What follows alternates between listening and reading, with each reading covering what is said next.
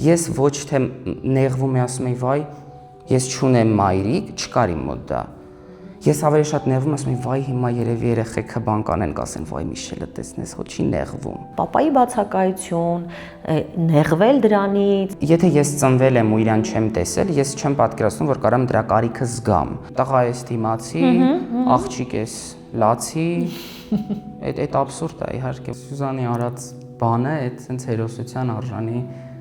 բան է։ Որն է քո կյանքի ամենամեծ վախը։ Ամենամեծ վախը երևի կորցնել է այն ամեն ինչ ես ունեմ։ Եվ գործունեությունը, եւ Սյուզանին, եւ ինձ։ Երևի կորցնելը, հա, քանդվելը, այդ ամենամեծ վախը։ Ողջույն, դուք գտնվում եք Տաբուի YouTube-յան հարթակում։ Եթե դեռ չեք բաժանորդագրվել Տաբուի YouTube-յան ալիքին, անպայման դա արեք, որովհետև մեր զրույցները այստեղ շատ հետաքրքիր են, ինչպես նաև երբեմն ուսուցողական են, վերցված են կյանքից եւ որ ամենակարևորն է, շատ անկեղծ են։ Այսօր համարում եմ իմ հաղորդումը էքսպերիմենտալ, որովհետև ես առաջին անգամ տաղավար եմ հրավիրել երիտասարդի, որը իմ տղայի տարիքին է, նա բլոգեր է, եւ ես որոշել եմ անպայման այսուհետև զրուցել նաեւ երիտասարդների հետ, որտեղ ինձ շատ հետաքրքիր է նրանց կարծիքը, շատ հետաքրքիր է մեր սերունդների տարբերությունը, եւ ես այն մարդկանցից եմ, որ ոչ թե կարծում է, որ երիտասարդները ոչինչ չեն հասկանում եւ դեռ կյանքում շատ անելիք ունեն, այլ ընդհակառակը, շատ բան ինքս սովորում եմ նրանցից, այդ թվում նաեւ իմ երեխաներից։ Բարև Միշել։ Ողջույն։ Միշել, ես մտածում էի, որ միգուցե մեր խոսակցությունը դժվար լինի, բայց մեր նախնական զրույցից արդեն հասկացա, որ ոչ, որովհետև ես իսկապես այն մարդկանցից եմ, որոնք երիտասարդների կարծիքին միշտ տեղ են տալիս եւ տեսնում եմ, որ իսկապես երիտասարդները մեզանից միշտ առաջ են։ Եվ այն ինչ որ մենք մտածում ենք, որ ճիշտ է, հետո պարզվում է, որ այդքան էլ ճիշտ չէ։ Դրա համար էլ ինձ շատ հետաքրքիր է այսօր լսել քո կարծիքը այն ամենի մասին, ինչ ես հարցնելու եմ։ Ընտիր, ինձ էլ է հետաքրքիր, որտեղ ինչքան էլ նշեցիր, որ մի քիչ էքսպերիմենտալ է այսօրվա մեր հաղորդումը, ինձ նաև շատ հաճելի է, որ քո կողմից ես լսվելու եմ ու հետաքրքիր է լսել իմ կարծիքը։ Ինձ էլ է թվում, որ շատ հետաքրքիր է անցնելու։ Ես կարծում եմ, որ այսօր մեր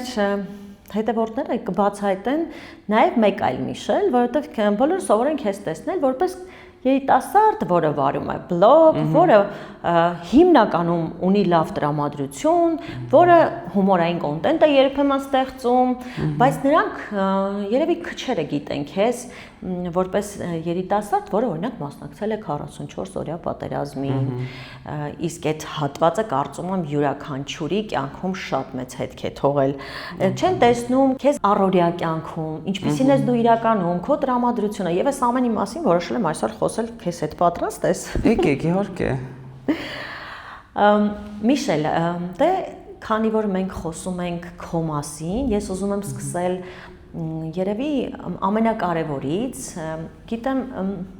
հարցնելուց միշտ մտածում եմ բոլորին, որ մարդու կյանքի դժվարությունների մասին երբ որ խոսում ես, մի տեսակ էմոցիոնալ դաշտ ես իրենց բերում, բայց նաև չենք կարող չխոսել այն մասին,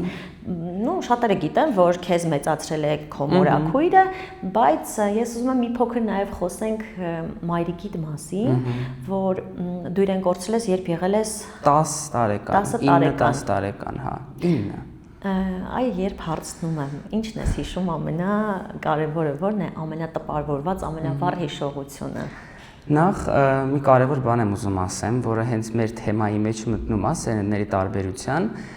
կապված էմոցիաների հետ ու թեկուզ եւ դժվար, հուզական կամ ինչ-որ սենց ասած տխուր էմոցիաների հետ, ուզում եմ ասեմ, որ էդ էլ իր սիրունությունն ունի ու էդ էլ է էմոցիա ու դա ապրելը եւս հետաքրքիր է, թեկուզ եթե մենք հիմա ստեղ մի քիչ լարվենք, մի քիչ տխրենք եւ այլն, դա էլի ընդունելի է սենց ասած։ Իսկ մայրիկիս հետ կապված առաջին բանը հիշում եմ իր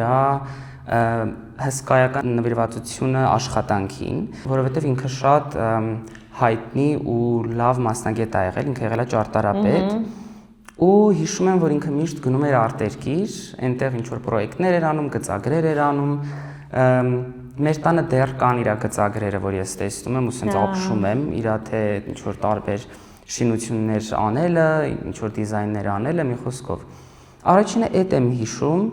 իրան գնալ այրոպորտից դիմավորելը մորաքրոջս հետ ամեն անգամ երբ որ գալիս էր, Քաթար էր գնում հիմնականում։ Շատ հաճախ էր գնում գալիս, դրա համար է դա տպավորվել։ Հա, շատ հաճախ էր գնում գալիս ու մեկ էլ հիշում եմ, որ իր աշխատանքի տեղը ինքը ինձ միասին պարապում էինք չիներեն։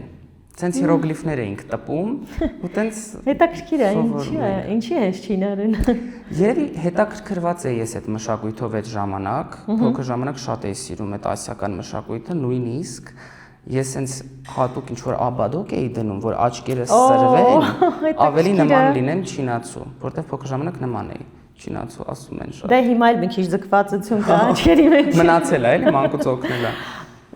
Միշել, բայց հետաքրքիր է, 10 տարեկան այդքան էլ փոքր չի։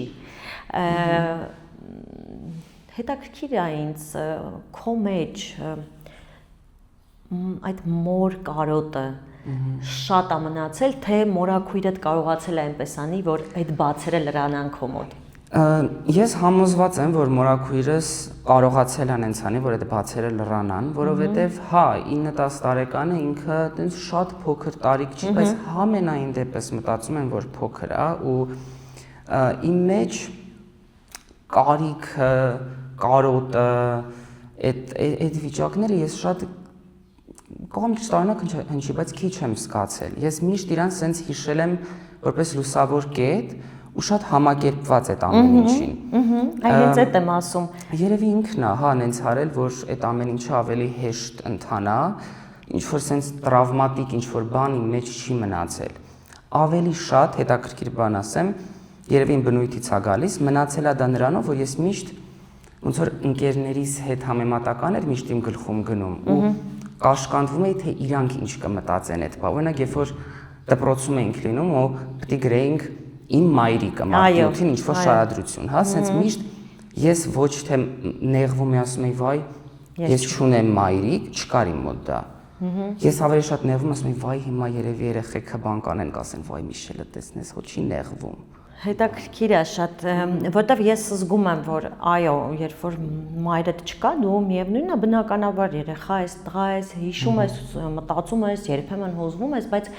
ես նկատում եմ, որ քո մոտ չկա այդ տրավման, որովհետև Սյուզանը, քո մորաքույրը, կարողացել է այնպես անի, որ դու դա չզգաս ու այնքան հետաքրքիր է դու նաև հայրիկիդ, այսպես ասած, չես տեսել, ստացվում է, որ չես ունեցել մի քիչ կոպիտ է հիմա հնչում, ոչ մայրիկ, ոչ հայրիկ, բայց դու շատ ավելի հիմա առողջ ես դատում, քան շատ երեխաներ, որոնք ունեցել են մայրիկ եւ հայրիկ։ Հա։ Ուստեղ երևի այդ փաստում է այն, որ ավելի կարևոր է տան մթնոլորտը, ավելի կարևոր է այդ փոխհարաբերությունները ու հետևելը ու տեսնելը հիմնական ընտանեկան կարևոր կոմպոնենտները, կապ չունի դա դու ումից ես ստանում, այսինքն մենակ խորագրով, որ սա մայրիկն է եւ սա հայրիկն է, տանը միշտ սիրուն լույս չի կարա վառվի, պետք է լինի ճիշտ ամեն ինչ, այսինքն ես շատերն են ասում, Սյուզանը քո համար եղել է եւ մայր, եւ հայր, կամ ասում են դե մամա տա էլի, կամ օրինակ Սյուզանը, որ ասում են Միշելը, բան ասում են քո տղան է, ասում եմ, ոնց որ քրոջս տղան է, ասում եմ, դե քո տղեն է, էլի։ Հա։ Ասում չէ, ինքը իմ մայրը չի, բայց դա չի նշանակում ոչ մի, ինքը մարդ է, ով ինձ մեծացրել է։ Մենք դրանով կարանք ամեն ինչ ստեղ ոնց որ խոսանք եւ ծավալվենք բոլոր այն գծերով, որը մայրը ինձ կտար։ Ես հասկանում եմ, թե ինչ մեծ աշխատանք է ինքը արել ու պատահական չէր, որ ուզում էի Սյուզանը գար նաև քո հետ, ափսոս չեկաք։ Միսին գալու ենք։ Շատ ափսոս, որ չեկաք, որովհետև բաներ կար, որ կուզեի իր հետ էլ քննարկել։ Բայց ամեն դեպքում շատ մեծ է եղել նրա աշխատանքը եւ ոչ միայն մեծ, այլ նաև ճիշտ, որ այսօր դու գոյություն ունես այնպիսին, ինչպիսին որ կաս եւ ոնց քիչ առաջ նկատեցի քո ձեռքի վրա դաջված կա Սյուզանի անունով։ Իրա ձեռքին էլ Միշել է գրած։ Այնքան սիրուն էր, դուրս շատ եկավ։ Եվ այս փաստումը հենց այն, որ իսկապես պարտադիր չի, որ ցանկալի է բնականաբար, որ ընտանիքը լինի ամուր, լինի հայրիկ եւ մայրիկ, բայց շատ երեխաներ այսօր ունեն հայրեր եւ մայրեր, բայց նրանց կյանքը չի դասավորվել այնպես, ինչպես որ հարկն է։ Ինչ ես կարծում, Սյուզանը քո ճակատագիրը փոխել է, այսինքն դեպի լավը բնականաբար։ Միանշանակ փոխելա դեպի լավը, որովհետև ես ուղակի գաղափար չունեմ, թե ինչ կլիներ այդ պարագայում, եթե ինքը դա չաներ։ Չգիտեմ, հավանաբար ես պիտի գնայի մանկատուն, երևի, հա, տենց աշխատում, հավանաբար այդ կամ չգիտեմ, բայց վստահորեն ինքը իմ կարծիքով նույնիսկ չի երկմտել, այսինքն իր համար դա եղել է նա, որ այն ա եղել, որ ինքը այդպես էլ պետքա աներ։ Ու ես մեկ-մեկ իրան հարցնում եմ, ասում եմ դու հասկանում ես, չէ՞, դու քրոջդ, ասեմ ես քո քրոջ երեխան եմ։ Հա։ Ծնվել եմ, երբ որ դու եղել ես 40 տարեկան։ Ոնց որ հիմա ես 25 եմ, 15 տարի հետո քույրս ունենա երեխա, 10 տարի հետո մանա, ես այդ երեխայի հետ ապրեմ, լինեմ այսօր 64 տարեկան, ու այդ երեխա ասում եմ, «Էս ինչ ոնց որ հետաքրքիր շրջադարձներ եղել քո կյանքում»։ Հարցը Սիրան օրինակ Միշել, ինչ ա մտածել այդ պահին, դե երևի անգամ չի էլ մտածել ուրիշ բան։ Ուղղակի տենց պիտի լիներ։ Ինքը տենց է դա մեկնաբանում, հա, ասում է, ոնց, ինչ ես խոսում, իհարկե, ես էլ չի էլ մտածել իմ կարծիքով։ Բայց մինչև մամայի գնալը իրար հետ են ապրել, այսինքն դու այսպես ասած աչքդ բացել ես, իրան տեսել ես։ Այո, իրան տեսել եմ, մենք եղել ենք 3-ով տանը։ Հա, իրանց հետ եմ մեծացել։ Միշել, ես քո հարցազրույցներից մեկը նայում եմ եւ այդտեղ քեզ հարցրեցին հայրիկի մասին։ Ես նման հարցեր չեմ ուզում տալ, ես ուղղակի հիմա հետևի հայացքով, այսինքն դեռ շատ ճանապարհ ունես անցնելու կյանքի, բայց ամեն դեպքում քո անցած ճանապարհը հեշտ չի եղել, ինչ որ հարցերում բարձր դժվարություններ եղել են, ու շատ հաճախ է լինում, երբ որ երեխաները կոմպլեքսավորում են, որ չունեն օրինակ հայրիկ։ Այս դեպքում, քո դեպքում նաև մայրիկ, բայց այս ձևաչափով, այսինքն պապայի բացակայություն, նեղվել դրանից, որպես տղա, այս բաները ունեցել ես, թե չէ։ Բացարձակապես չեմ ունեցել, որովհետև ես այս միշտ մեկնաբանում եմ հետևյալ կերպ։ Եթե իմ գլխում դա երբեք չի եղել, առկա, օրինակ մայրիկի տեսանկյունից կարամ ես օրինակ երբեմն հիշեմ, նեղվեմ, իհարկե փոքր եմ եղել, դա չկա, բայց այդ եթե ես ծնվել եմ ու իրան չեմ տեսել, ես չեմ պատկերացնում, որ կարամ դրա կարիքը զգամ։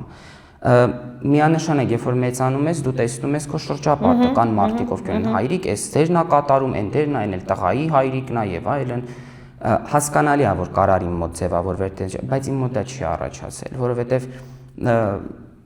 հասարակ օրինակ էլ կարամ բերեմ, ինչ որ կոնֆետ ա, ասում եմ, փորձի էլի շատ լավն ա, բայց դու այդ չես փորձել, դու երբեք չես կարող հասկանաս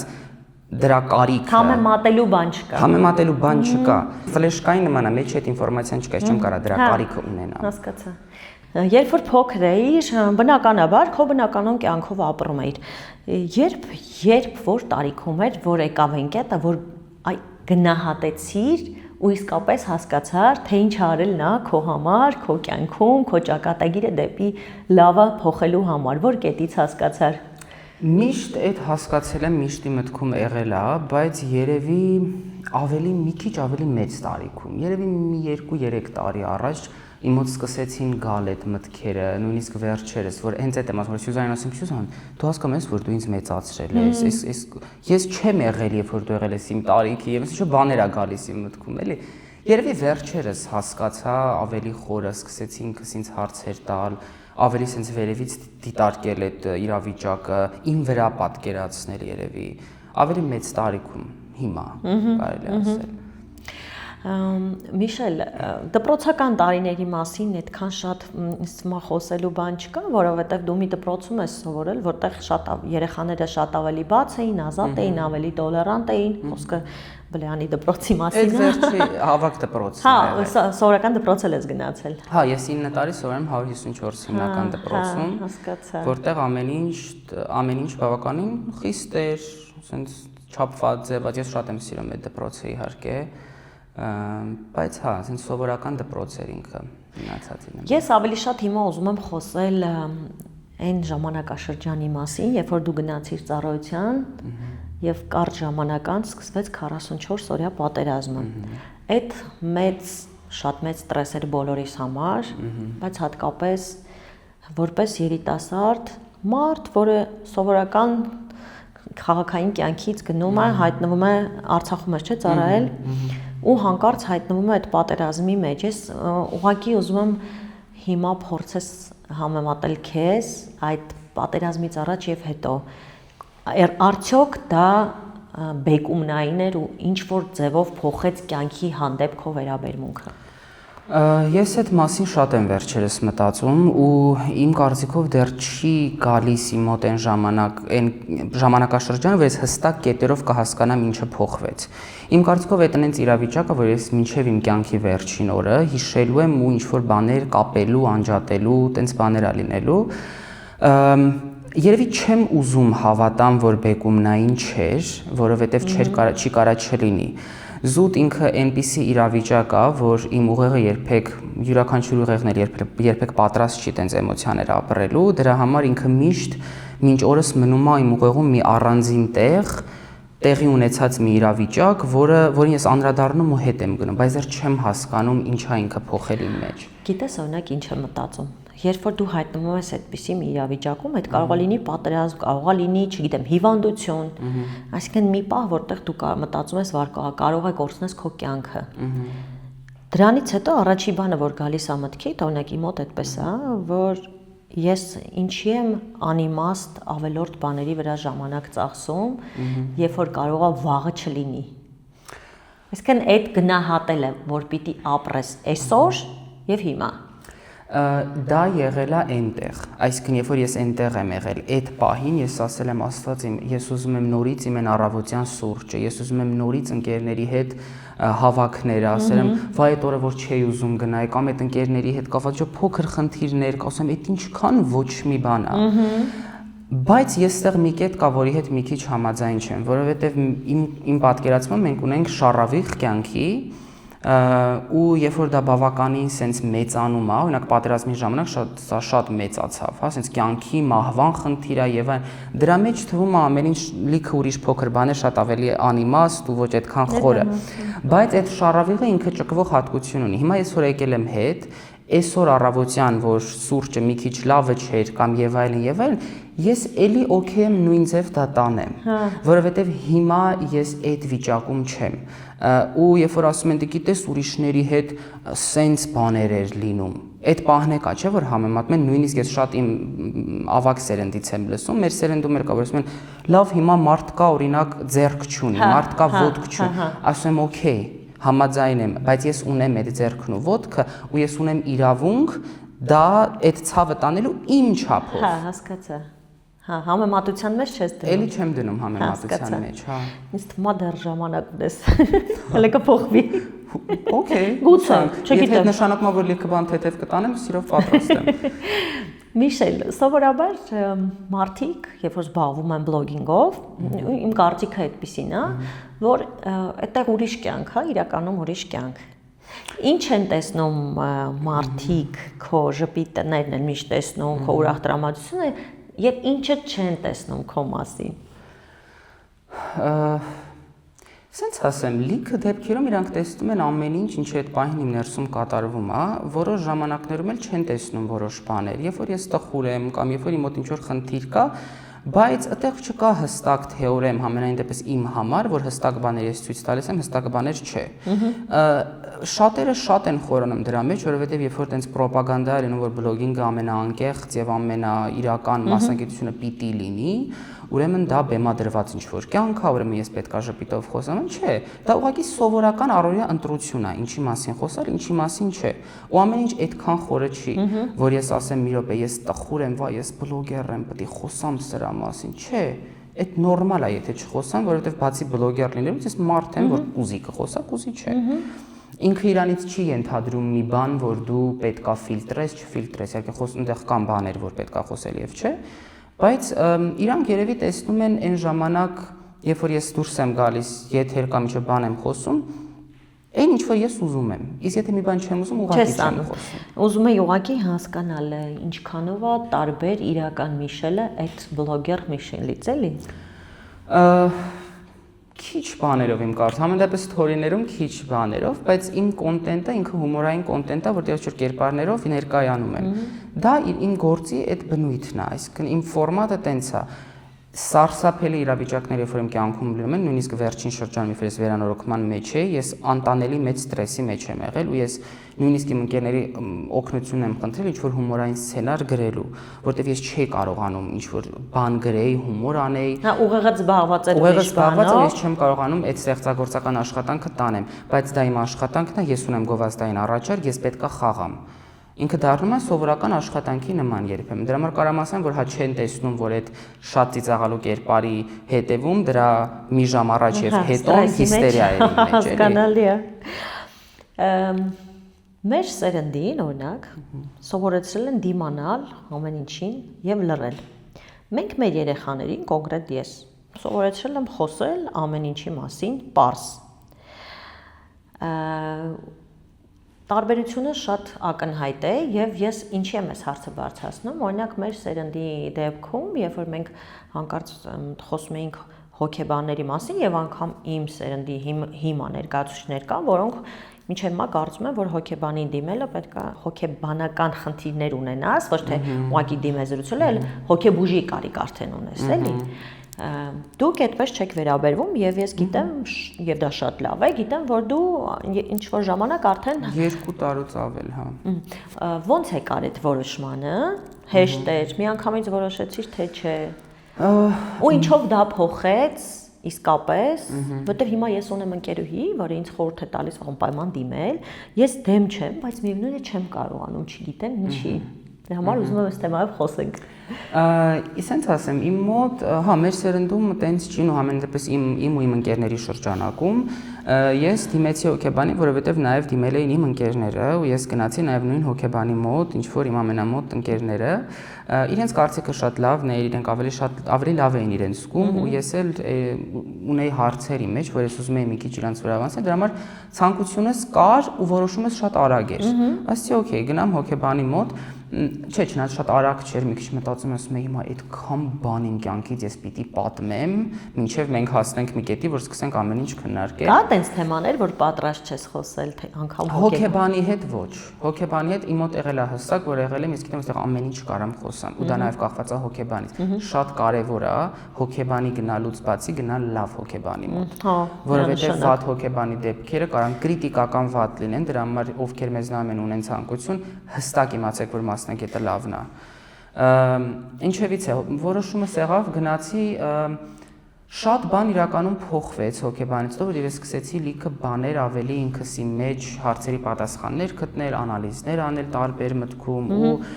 շատ արագ հասկանալ, թե ինչ որ մի բան իմ մոտ որ լինում է, ինչի է լինում։ Նաև ես սովորեցի հոգեբանի մոտ, որ տարբեր տեսակի էմոցիաներ, խնդիրներ եւ այլն պետք չի թաքցնել ու խուսափել դրանցից, բայց սերնդի հետ կապված սիրուն գալիս եմ հիմա ամենասկզբի հարցին, որ թեման բացվեց, իմ մոտ մեկ է լինում է դժվարություն դրանց փորձել չհակազդելու ժամանակ, որովհետև միշտ լսել եմ ես էլ, որ դե լավ մի մտածի այդքան, դե լավ մի տխրի, դե լավ կանցնի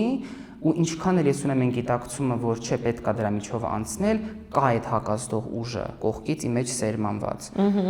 Թեկուզ որ ես վերջերս էլի ես վերանորոգման թեմայով շատ ծանր էի, Սյուզանը միշտ գալիս էր, ինքն էլ շատ էր նեղվում, որ ես այդ վիճակում եմ ու միշտ ասում էր, խնդրում եմ, այդքան մի մտածի, խնդրում եմ, այդ շատ լավ է, ինքը շատ իմ մասին մտածում է, դա գովելի է, բայց միշտ sense ջղայնանում էի այդ ժամանակ։ Ասում Սյուզան, ախր այս դեպքում ես իմ էմոցիան նյարդայնանալն է, ես չեմ կարող չնյարդայնանալ, ու նորմալ է, որ ես նյարդայնանում եմ։ Դե իսկապես այդ խնդիրը կա, օրինակ շատ տարածված է, հիմա ասացիր, ես պահին այդ մտքովս անցավ ասել, որ օրինակ տղաները չպիտի լացեն։ Դե դա աբսուրդ է։ Ինչի։ Ինչի չպիտի լացեն, թե ինչի է աբսուրդ։ Ինչի պիտի չլացեն։ Հա, ինչի պիտի չէ։ Այդ թող պատասխանեն մարդիկ, ովքեր դա ասում են, վստահ եմ չեն կարող պատասխանեն կամ կարան ասեն, որովհետև տղա է։ Հա, հաստատ։ Իսկ տղան այսինքն մարդ է ինքը էլի ինքն էլ ունի էմոցիաներ, ինչի չպիտի լացի։ Դա թուլության նշան չի։ Իհարկե, բացարձակապես։ Ու նման շատ sense կարծրատիպային բաներ, որը ձեր սերունդը ոնց որ մի փոքր ուրիշ ձև արդեն վերաբերվում, չէ՞։ Միշտ կուզեմ ստեղ նշեմ, որ մեր սերնդի ինչ որ հատված։ Հա, բնականաբար, բոլորին չի կարող նույնականացնել։ Հա, տեսնում եմ թեկուզ հենց սենց իրար կողք ապրող մարդիկ, թեկուզ իմ սերնդի կրիտիկապես տարբեր մարդիկ, բայց հա, միանշանակ իմ համար նորմալ չի, երբ որ այտենց սեռական խտրականության են դնում, ասում են տղան չպիտի լացի, աղջիկը պետքա գլուխը կախ պահի, տղան չի կարա նեղվի, տղա ես դիմացի, աղջիկ ես լացի, այդ աբսուրդ է իհարկե, որովհետև բոլորս մարդ ենք ու այդնենց էմոցիաներ են, որոնք սեր չեն ճանաչում։ Կամաց մոտենում ենք այն հարցերին, որոնք հենց կապված են մեր սերունդների տարբերության հետ։ Օրինակ, սիրո եւ հարաբերությունների մեջ։ Ձեր սերունդը ավելի շատ հարաբերությունները սկսում է սիրահարվելու պատճառով, թե ուղղակի հարաբերություններ է սկսում, որովհետեւ ուզում է այդ հարաբերությունների մեջ լինել։ Եվ իրականում դե իմ համար նորման է նա, երբ որ սկսվում է սիրահարվածությամբ եւ այլն, այսինքն գտնում ես այն մարդուն, ում սիրում ես, նորմալը նաև փորձել է գտնել այդ մարդուն, ում սիրում ես, բայց լինել հարաբերությունների մեջ, որպեսզի լինես հարաբերությունների մեջ, դա սխալ է իմ համար։ Մեր սերնդում հա ավելի շատ մարդիկ սպասում են, որ լինի իսկական սիրահարվածությունը, կարծում եմ, բայց օրինակ ավագ սերնդում ես լսել եմ ու տեսնում եմ, որ մարդիկ ամուսնացել են, որովհետև արդեն տարիքն էր, որովհետև աղջիկ կա, որովհետև տղա է, երկու կողմն էլ կա, էլի։ Ժամանակն է, ամոթ է, երեխա պիտի ունենա, մեր սերունդը ոնց պիտի շարունակվի, կապ չունի, կամ ծնողներն են սկսում ծանոթացնել, մի հատ աբսուրդ բան ասեմ, մենք որ հիմա վերանորոգում ենք, հետո երրորդ անգամ եմ ասում վերանորոգման մասին, բայց կան հարևաններ, ովքեր մորաքրոջս ասում են հետևեր, ասում են ես ամուսնացնում ես, այսինքն եթե ես ամուսնանամ ինքս էլ չեմ որոշել, որ ամուսնանում եմ դրա համար, Սյուզանն է ամուսնացնում ու վերանորոգում եմ ես մեր տունը։ Շատ հետաքրքիր է, իրոք կա տենց բան։ Կա տենց բան, որովհետև առաջ ամուսնանալուց առաջ վերանորոգում էին պարտադիր, դե եթե ոչ ամբողջ տունը գոնե ննջարանը, հիմա տենց շարունակվում է։ Okay. Բայց հետաքրքիր է, ձեր սերունդը, իհարկե ես գիտեմ, որտեվ իմ տղան էլ է շատ նման, բայց հետաքրքիր է, ձեր սերունդը ոնց է վերաբերվում ընդհանրապես այդ ամուսնությանը, հարաբերություններին, կարծում եմ շատ ավելի խելամիտ, քան մենք։ Դե այն տեսանկյունից է մոտենում, որ բնականաբար ամուսնանալը, երեխաներ ունենալը, սիրելը շատ լավ, նորմալ եւ բնականon վիճակ է, բայց Սյուզանը չի ամուսնացնելու հաստատ։ Սյուզանը, չէ, այդ գործով չի զբաղվում, ինքը դա վստահել է ինձ, ոնց որ եւ կարգն է եւ ճիշտը, դրա համար իհարկե, եթե կա սեր, կա ցանկություն ամուսնանալու, իմ կարծիքով կամ ասեմ, որ մեր սերնդում դա ավելի գիտակցված մակարդակի է, որ դա պատասխանատվություն է, եւ ամուսնանալը, եւ երեխաներ ունենալը, դա ընտրություն է, պատասխանատվություն է եւ ցանկություն է, ու դա նորմալ է, ու դա եսի մինչ լուսնից իջած նոր բանաձևեր չեն, ես միշտ դա եմ ուզում նշեմ, էլի։ Նոր բանաձև չի, բայց ես շատ ուրախ եմ, որ ձեր այս եկող սերնդի մոտ այդ ավելի ճիշտ է դրվածքը, որովհետեւ մենք փորձում ենք մեր սխալների վրա ուղումներ անել եւ մեր երեխաներին ավելի լավ ապագա ապահովել։ Իսկ քո կարծիքով այսօրվա երիտասարդները ավելի ազատ են իրենց ամեն ինչով, թե ավելի շատ են միայնակները։ Այս երկուսը ոնց որ ուզում եմ համեմատական հարաբերությունների առումով։ Այո։ Սենց ասեմ, երևի ավելի շատ ազատ են, որովհետև այդ ընտրության պատասխանատվությունը, առկայությունը, հա, այդ կարևորությունը ավելի շատ գիտակցված է, հետևաբար ավելի շատ մարդիկ ուղակի չեն ընտրում, որպեսզի լինեն ինչ-որ մեկի հետ։ Դրա համար երևի ավելի ազատ մարդիկ կան այսօր, քան հարաբերությունների մեջ, իմ պատկերացմամբ, բայց էլի կան շատերը, որ կարող է մի քիչ ժամանակից առաջ եմ ընկնում այս հարցը տալու, բայց ամեն դեպքում վստահ եմ քո շրջապատում կան ընկերներ, որոնք ամուսնացել են եւ նույնիսկ հասցրել են բաժանվել։ Հիմա ամուսնալուծություններն են շատացել եւ անընդհատ մենք երբ զրուցում ենք իմ տարեկիցների հետ, փորձում ենք հասկանալ ինչն է պատճառը, ես կարծում եմ, ես ունեմ իմ կարծիքը, բայց որպես երիտասարդ սերնդի ներկայացուցիչ, որ այսօր փորձում եմ հարցաքննել, ինչ ես կարծում, ինչի են ավելացել, որը կարող է լինել պատճառը, որ հենց երիտասարդների մոտ է շատ, այսինքն մարդիկ ամուսնանում են, մեկ էլ տեսնում ես 3 ամիս անց ամուսնալուծվեցին։ Իմ համար սենց կարա լինի։ Երևի այդ մարդը դեռ պատրաստ չի եղել ամուսնական կյանքին եւ ֆուլ չի գիտակցել, թե դա ինչ է նշանակում ու կամ հասարակության ազդեցության ներքո է գնացել այդ քայլին, կամ նաեւ հենց իր ցանկության, բայց չգիտակցելով, որ դա ամուսնություն է, դա կարեւոր է եւ այլն, դրա համար լինում են շատ բաժանումներ։ Եթե բաժանումները տեղի են ունենում adekvat ձևով, որ իրանք միմյանց չեն հասկանում, չեն ուզում կյանքը միասին շարունակել, ինչ որ խնդիր կա եւ բաժանվում են, ես դրան միայն կողմ եմ եւ ուրախ։ Այսինքն իրանք չեն մնում մշտապես իրար հետ։ Ու լիքը դեպքերում նաեւ չեն լինում ամուսնալուծություններ, որովհետեւ շատերի մոտ դեռ նստված կա, որ եթե ամուսնացել ես, դա պետք է լինի միակ այն մարդում ամբողջ կյանքում պիտի իր հետ լինես։ Ու շատ դեպքերում նաեւ տենց ամուսնանում են ինչ որ խնդիրները, բայց դրանք միշտ մնում են իրանց տեղում։ Ամուսնալուծությունները երևի իմ կարծիքով այն պատասխանատվությունը, որի մասին քիչ առաջ խոսում էինք, որ ձեր սերունդը շատ ավելի լավ ունի, քան մերը, ես վստահ եւ հստակ կարող եմ դա արձանագրել, հենց այդ պատասխանատվության պակասն է եւ այդ պատասխանատվությունը, որ երբ որ չկա, երբ որ անում ես այդ քայլը եւ գիտես, որ վերջ, ինչպես դու ես ասում, քեզ այդպես են ուղղակի դաստիարակել, ասել են, որ վերջ, մի անգամ ամուսնացար, վերջ։ Հա, հեչ չես բաժանվել։ Ձեր սերունդը այլ կարծիք ունի եւ շատ ավելի համապատասխանատու մոտենում է, համ էլ օրինակ չի հանդուրժում բռնությունը։ Կարծում եմ միանշանակ։ Կարծում եմ ձեր սերնդի մոտ դա շատ ավելի լավ է դրված։ Անպայման, բռնությունը երբեք ոչ մի տեսակի բռնություն ոչ մի կերպ չի արդարացվում, չունի արդարացում ու եթե ընտանիքում կա բռնություն, նախ պարտավոր են յուրաքանչյուրը դիմել համապատասխան մարմիններին ու կայացնել որոշումը բաժանվելու։ Դա միանշանակ։ Միշել, ես գիտեմ, որ դու նաև երգում ես։ Որ պահին որոշեցիր դա անել եւ այդ ինչ հոգու մղում էր, որ որոշեցիր երգել եւ բավականին լուրջ մոտենալ դրան։ Ինձ թվում է դա բլոգինգից բավականին ավելի հետո էր, ես բլոգինգով զբաղվում եմ արդեն 11 տարի։ 18-19 թվականին էր, որ առաջին երգը թողարկեցի, ես շատ եմ միշտ սիրել երաժշտություն, շատ մանկուց։ Ուղղակի սկսեցի երգել, զգացի, որ հավանում եմ ու ուզում եմ դրանով զբաղվել լուրջ։ Թողարկեցի որոշ երգեր, սկսեցի ինքս սովորել դրա վրա, հիմա գնում եմ նաև վոկալի դասերի, որ ավելի սենց իմ մեջ դա ամրապնդեմ ու իմ համար նաև դա արվեստի դրսևորման նաև այլ կերպ է, որտեղ միշտ ես դա դրսևորել եմ նկարահանմամբ, խաղով եւ այլն մոնտաժ, այդ ամեն ինչն է եղել իմ արվեստը, ֆիլմը, բայց սա մի ուրիշ տեղ է, որտեղով ուրիշ ձևով եմ արվեստը ոնց որ բավարարում pašարը։ Իսկ կա ինչ որ տրամադրություն, որի դեպքում ուզում ես երգել, օրինակ տխուր ես ուզում ես երգել կամ ուրախ ես ուզում ես երգել, թե այդ ոչ մի բանի հետ կապ չունեցող մի երևույթ է։ Չէ, ինքը ուզուտ գալիս է, որ ես այս պահին ուզում եմ երգեմ ու երգում եմ։ Երևի մի 60-70% տխուր ժամանակ, 30-40 ուրախ։ Ուրախ ժամանակ էլ։ 50-50 կամ էլ, հա։ Հիմա երգի հետ կապված, եթե գնում ես վոկալի, ուրեմն ինչ որ տենց լուրջ նպատակներ ունես, ինչ ես մտածում։ Իրականում զուտ երգեր թողարկելը ներկայությամբ իմ ցանկությունն է ու ոնց կգնա, որ ասեմ ինչ որ շատ հստակ մեծ նպատակ ունեմ, դեռ չեմ կարող հստակ ասեմ, որտեվ իմ համար միևնույնն է ինքը sense երկրորդական սֆերա է ու ես զուտ փորձում եմ դեռ դա։ Այսինքն ես զուտ տենց ինքս ինձ բավարարում եմ, իսկ թե ինչ կլինի հետո ցույց կտան իմ ապագա քայլերը ու նաև մարդկանց կարծիքները։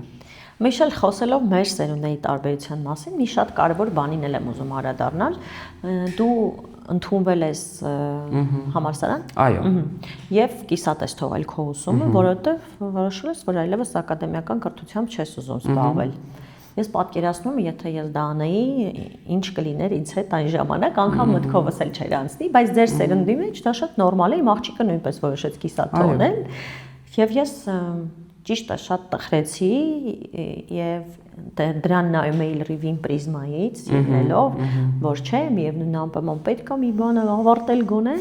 բայց ձեզ մոտ դա այդքան սուր եւ տենց խորքային չի ընդունվում։ Ինչ ես կարծում։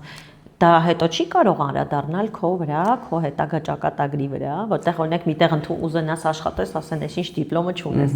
Ես ընդունվել եմ ֆրանսիական համալսարան բանակ գնալուց առաջ։ Բանակից եկել եմ 1 տարի սովորել եմ ու հասկացել եմ, որ ես չեմ ուզում շարունակեմ, որովհետև ինձ սկսել է դա չհետաքրքրել։ Ոչ թե մարքեթինգը, որտեղ մարքեթինգի ֆակուլտետում էի կամ համալսարան, այլ առհասարակ ֆորմալ կրթությունը։ Սենց ասեմ, իմ համար չէ, դա ես չեմ կարծում, որ ինչ-որ մի ձև իմ վրա կանրադառնա։ Ես նախ մինչև այս ամեն ինչն ասել, ուզում եմ ասեմ, որ ես կողմ եմ ֆորմալ կրթությանը։ Բոլոր նրանց, ովքեր գնում են համալսարան, ավարտում են, կարևորում են, ես էլ եմ կարևորում, դա լրիվ նորմալ է, չեմ ասում պետք չի գնալ համալսարան։ Դա իմ որոշումն է, այո, ես այդպես։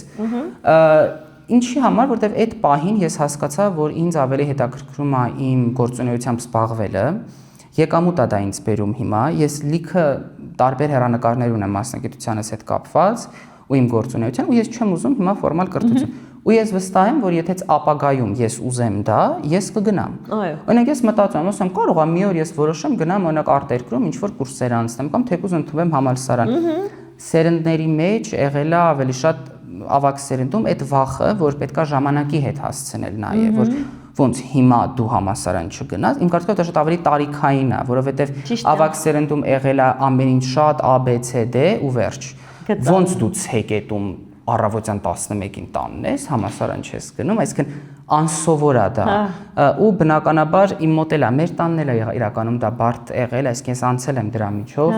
Սյուզանն էլ հա ասում էր ոնց կարաս դու գնաս, չգնաս համալսարան, մեր բարեկամները եւ այլն, սա ինչ կմտածի, նա ինչ կմտածի, ոնց այս մարդը ունենա օրինակ դիպլոմ, ես չունենամ։ Այդ համեմատականները միանշանակ ու դու ստեղ հասկանում ես, թե ավագ սերնդում մի րոպե, այստեղ մի բան է ինչի, այսինքն այստեղ այդքան գիտելիքը չէր, ինչքան թե համեմատականը, թե հետո աշխատանքին է։ Էդ էլ այդ մյուս կողմով էլ է դա մի քիչ ավիրված էլի։ Դրա համար չէ, ես չեմ վախենում, որովհետև ես վստահ եմ իմ վրա, ես հիմա ունեմ եկամուտ, ես հիմա ունեմ աշխատանք ու ես այն աշխատանքն եմ տանում, որ ինչ որ միտեղ ես գնամ, ես չունեմ ինչ որ բարձրագույն կրթության դիպլոմ, բայց ես ունեմ իմ այցեքարտը, թե ես ով եմ։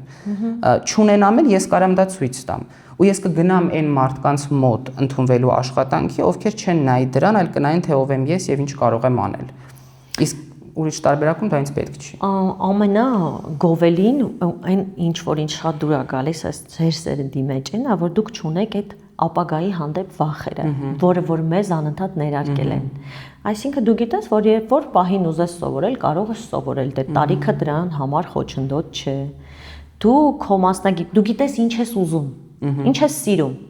Այն ինչ մեր սերնդին չեն փոխանցել։ Մենք նոր սկսել ենք հասկանալ մեզ, նոր սկսել ենք գնահատել մեր կարիքները, մեր ցանկությունները ու այդ շատ լավ է, որ դուք այդպեսին չեք։ Բայց sense մի բան էլ ասեմ, ես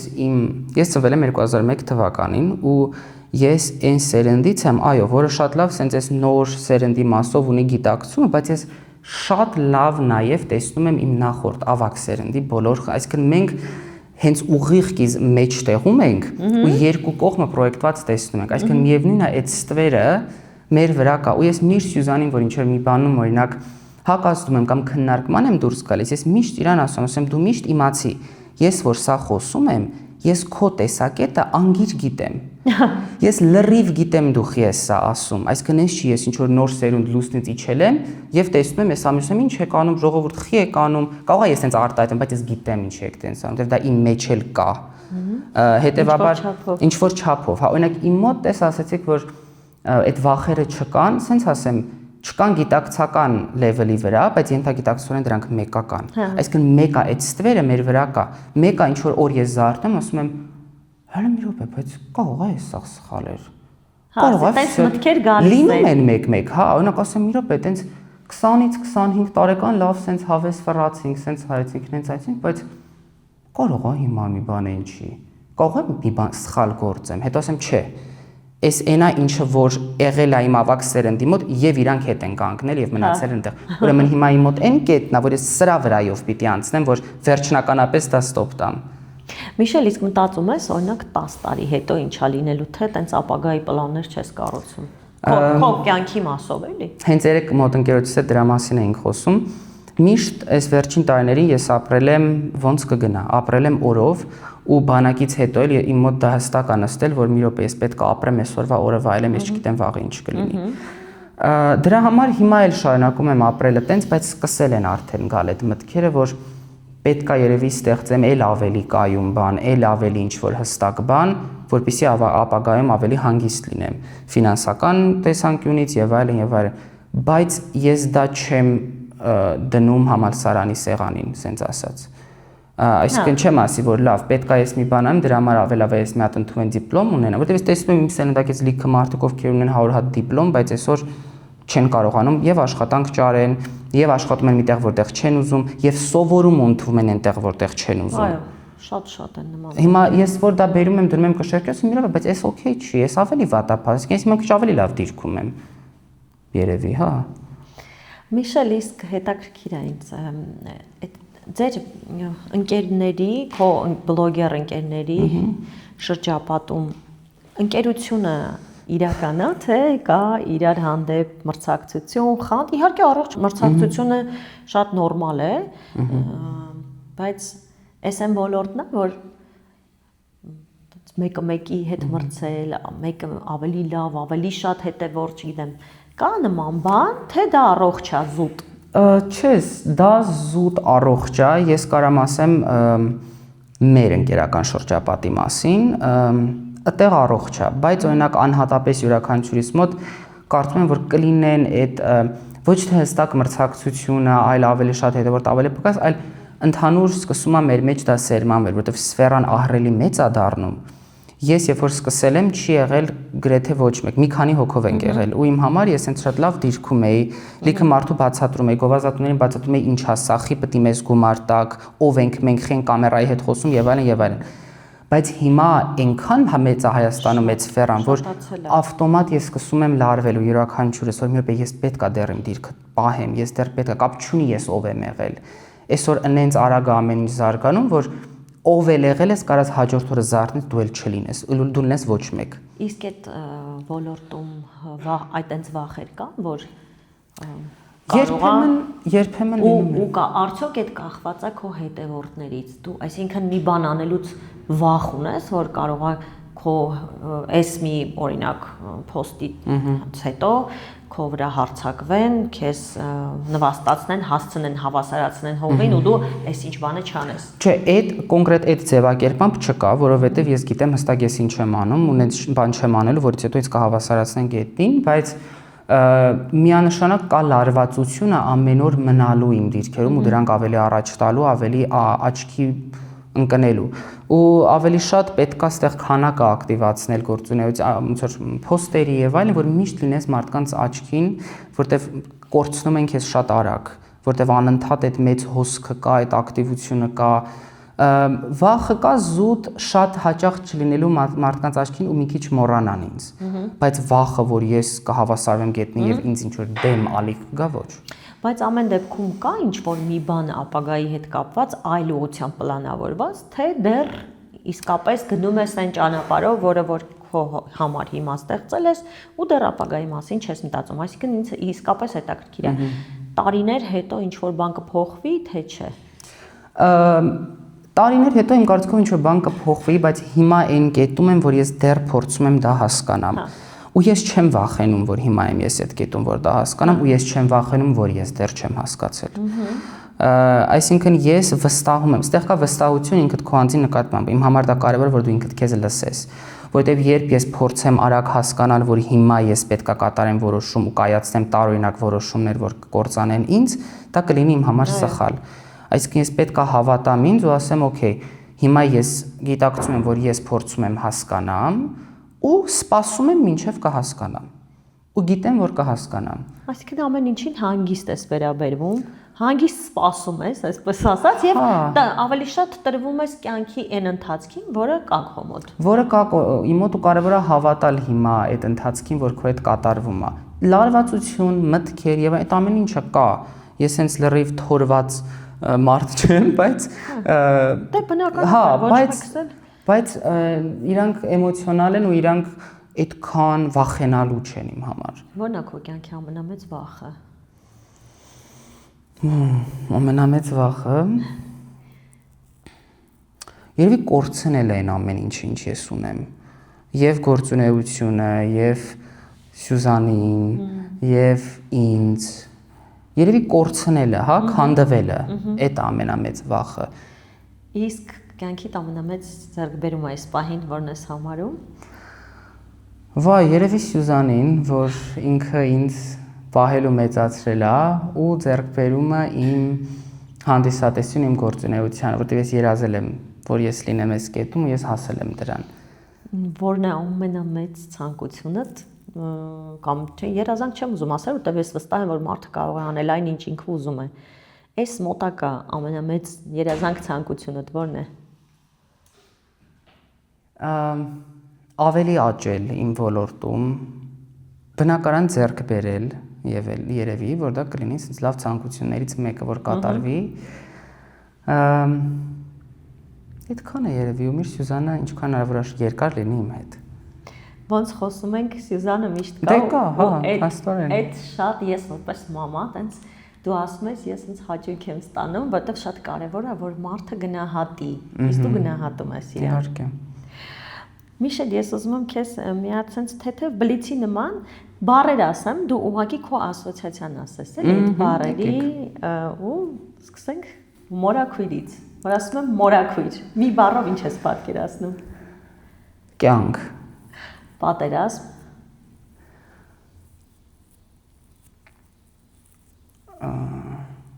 Ընկերներ։ Սեր։ Հանգստություն։ Հոգեբան։ Խառը։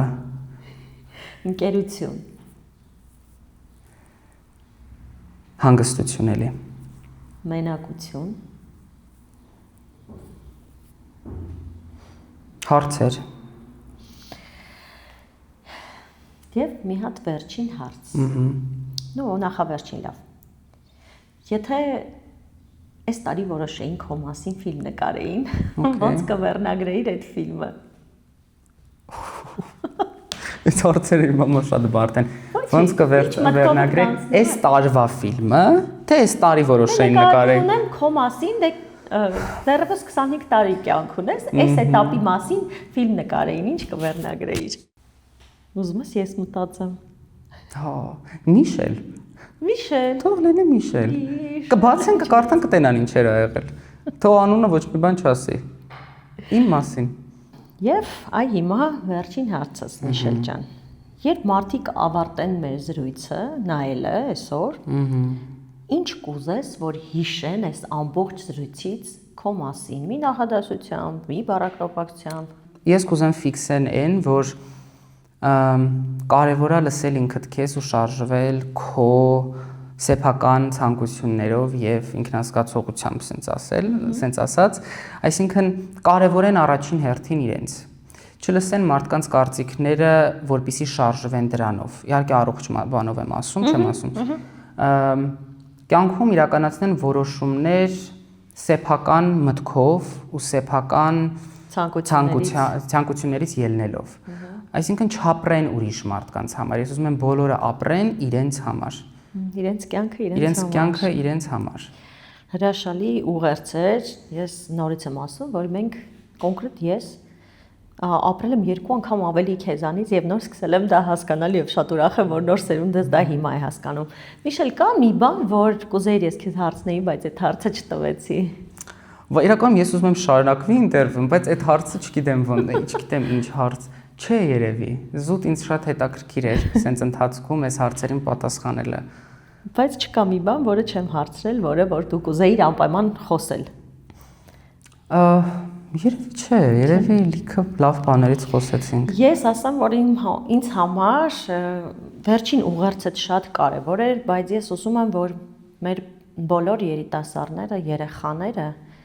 գնահատեն իրենց ծնողներին, այնպես ինչպես Միշելն է մեծ սիրով անընդհատ խոսում Սյուզանի մասին, ու ակամայից առանց ճանաչելու իրեն սկսում ես այդ կնոջը սիրել ուղղակի, որովհետև այն ինչ ինքը արել է,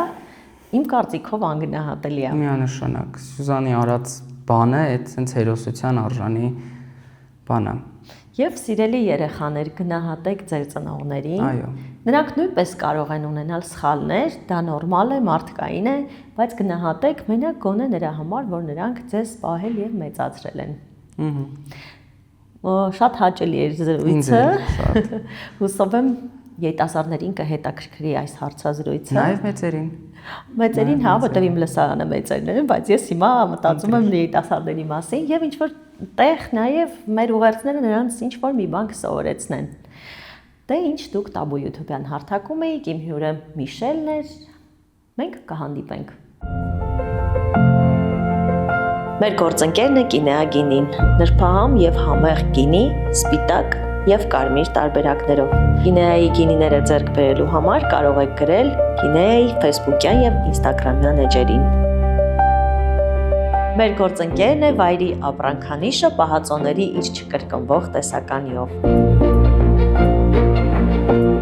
Յուրահատուկ համեր, որոնք իսկապես անմահական են։ Անձամբ փորձել եմ, փորձեք նաև դուք։ Վայրի, զգացեք վայրի բնության համը։ Մեր գործընկերն է Art Embassy ցուցասրահը։ Հենց այստեղ են տեղի ունենում մեր նկարահանումները։ Շնորհակալություն հրաշալի միջավայրի եւ տաղավարը մեզ տրամադրելու համար։